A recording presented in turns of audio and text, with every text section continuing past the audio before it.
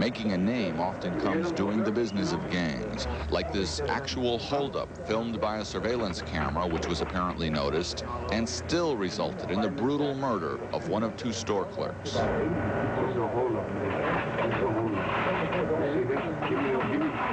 me all your money in the bag. Okay. No. Shoot. Yeah.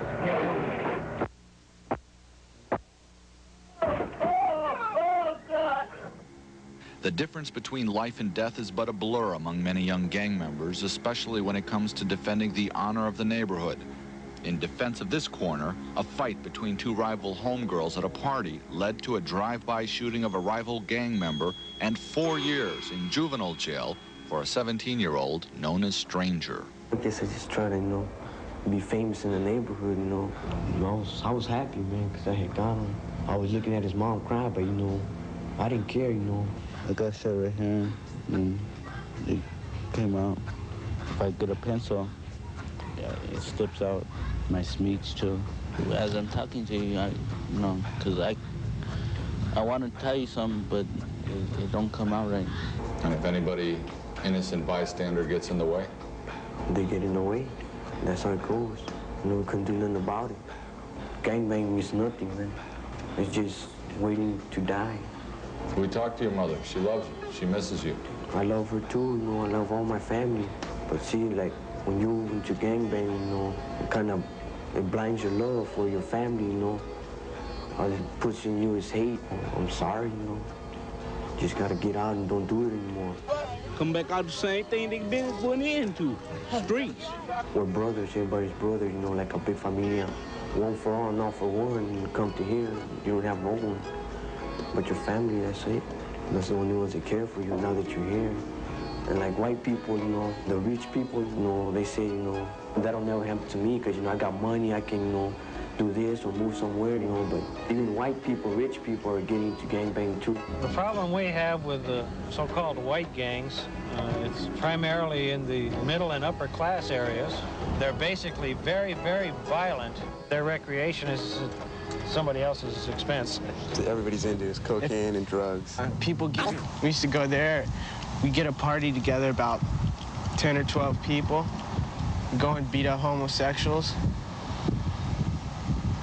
That's pretty brave, isn't it? I guess. It was fun sometimes. It was something to do. But now even one of their own has fallen, murdered over a dispute involving a girl.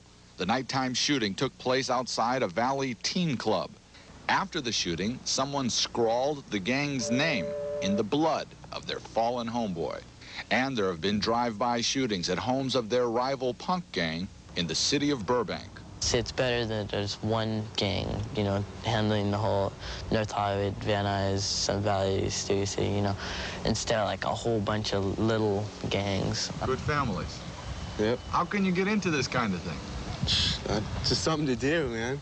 Yeah. Just hang around the right people and stuff like that. You just get into it real easy.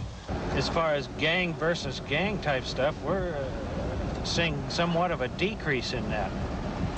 Where we're having our biggest problems that we're dealing with, of course, is where the citizen victims of street robberies and purse snatches and, burglaries. And those victims are usually selected at random. Paul Wasserman was. The elementary school principal and his wife were attending their daughter's party in Encino. But as Mr. Wasserman was parking the car, two Korean gang members on a day-long spree of robbing and shooting found another random victim. I didn't think he was going to shoot. I thought he had the money and everything was fine, but heard a little pop, which is all you get out of a .22, and the snub nose, and I fell. And so I made my peace with God. I figured, well, if that's it, there's nothing I can do about it, and that was it. Now meet one of his attackers, now serving time at the California Youth Training School in Chino. We robbed, like several people. We used like stolen cars. You got lucky, he lived. You got shot by the back of his neck. You hold a guy up in broad daylight on a public street at gunpoint and you shoot him and you don't care if he lives or dies. Yeah, because I don't know him. It's not as if someone had any malice toward him. He just happened to be there. And that's the frightening, frightening thing. I would like to see them sent back with their parents. I think that's important. Parents have got to accept responsibility for what their kids do. They don't know I'm in jail, they think, you know, I was staying to school or something. I got to live this room just here, just like my home. King 71 area unit, thanks a lot. I think we rounded up. We had information of a possible gang fight in the making. And so police continue their cat-and-mouse game of chipping away at the gangs, trying to find and ID gang members. Just 3 dots means crazy life. Yeah, that's what they call it. You have a couple of sons you said that are involved? Have you tried to talk to them or anything? Parents have not fulfilled the responsibility as far as their children. Whose responsibility is it? They brought them to this earth. Eunice Sato is a mother, councilwoman, and former mayor who was held up at gunpoint by a gang member on a church parking lot in her own city of Long Beach. The governor recently appointed her to a state task force designed to find answers to resolve gang violence. They didn't know who I was. I was just another person. I just made a good target. I don't think I'm afraid. If they have a gun, yes. But if they're unarmed, I'd really like to talk to them and express my concern for their life. They can't be happy. But this day, Oscar, the 15-year-old Black Crip gang member who put the shotgun in Miss Sato's face and robbed her of her purse, is happy. For this is the morning of his last juvenile parole board hearing when he is to be formally back into the community. For his crime against Miss Sato, Oscar was sentenced to 5 years in prison.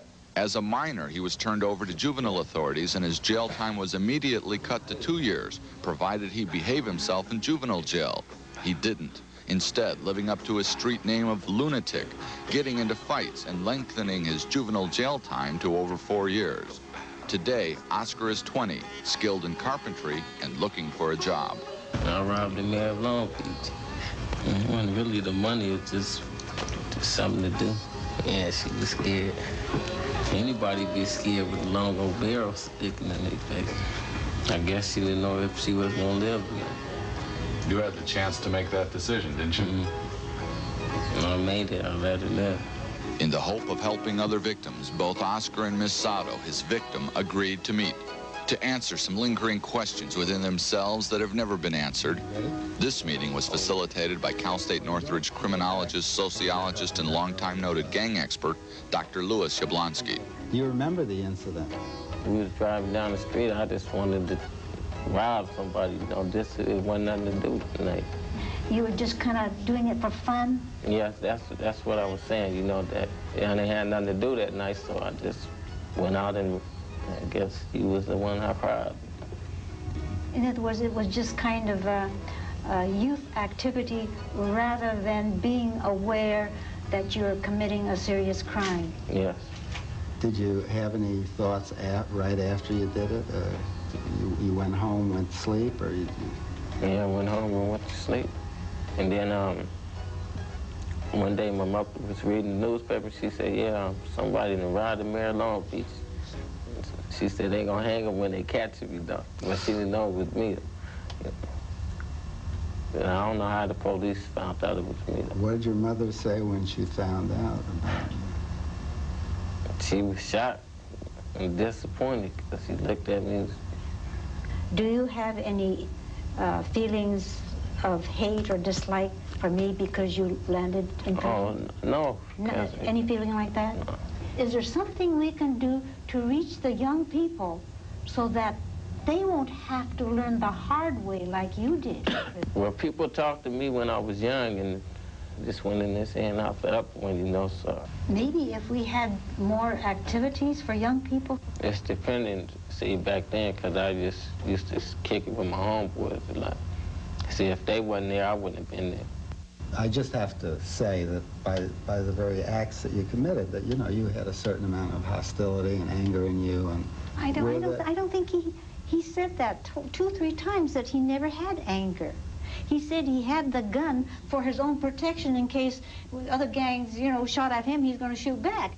When you shoot somebody, you know, that's when you feel, you know, scared and frustrated. Yeah. But if you just holding the gun, you ain't gonna feel nothing. Others feared for my safety in sitting here with you. They really didn't want me, but my gut level feeling was, I have no fear. Yes, I'm sorry. I accept your regrets.